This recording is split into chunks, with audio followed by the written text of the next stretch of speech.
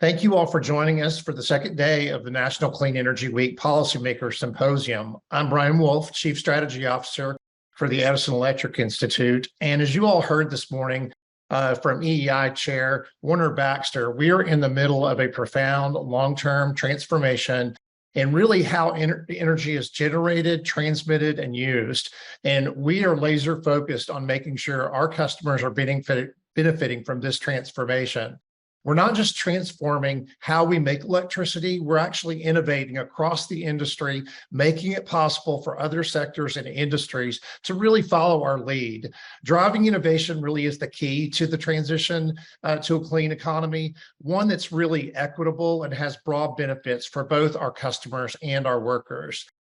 Really, the most obvious way that the transformation is really manifested to date is through the truly unprecedented change in the mix of resources used to generate electricity in the United States. When I came to EEI, it was back in 2009, and more than 50% of our electricity came from coal. The energy mix has changed dramatically since then and is increasingly cleaner. And just 10 years ago, coal-fired generation had fallen to about 40% of the energy mix.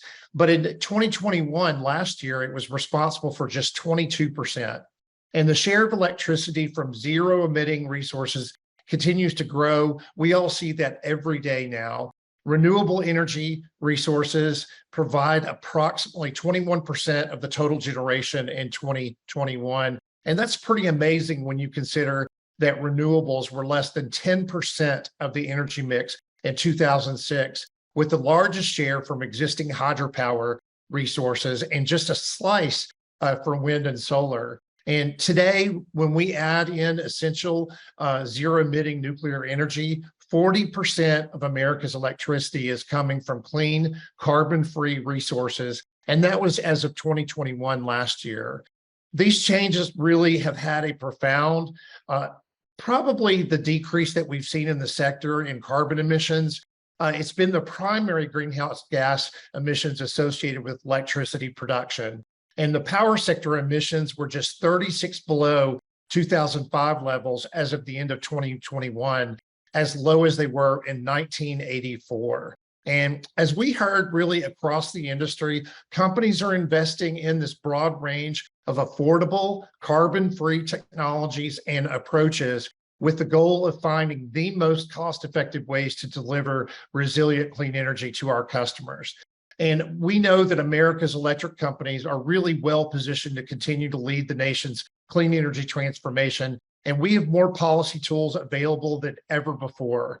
As Warner noted earlier, it's really truly incredible how many monumental pieces of legislation have been signed into law since we all convened for National Clean Energy Week just 1 year ago.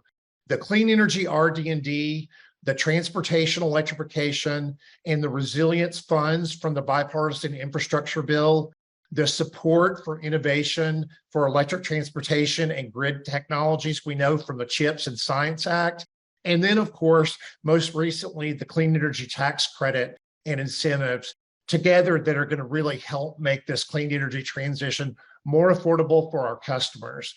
And we all know now that implementing these new laws it's really going to take a significant amount of work. And EEI is already underway with coordinating and leading industry efforts really to implement the funding, working to ensure that America's electric companies and their state and local governments, that we're actually reaching out to those stakeholders and that they're ready and able to access and to use new federal infrastructure funds and these very programs that I just mentioned. And as we heard from DOE Loan Programs Officer Jigar Shah and the White House Senior Director for Industrial Emissions, Tricia Miller, we need to continue to work together to drive innovation. And it's so exciting that the Department of Energy has really been reorganized to unleash this American innovation. It's an exhilarating time to be a part of the industry, pretty fun for us that are really directly in the industry. And especially when you look at how our sector is really helping other major emitting sectors of the economy reduce their emissions, such as the transportation sector. Make sure to join us back here tomorrow morning for great sessions with industry and government leaders who will discuss opportunities to unlock American resources and innovation to help deliver a resilient clean energy future. Thank you very much for joining.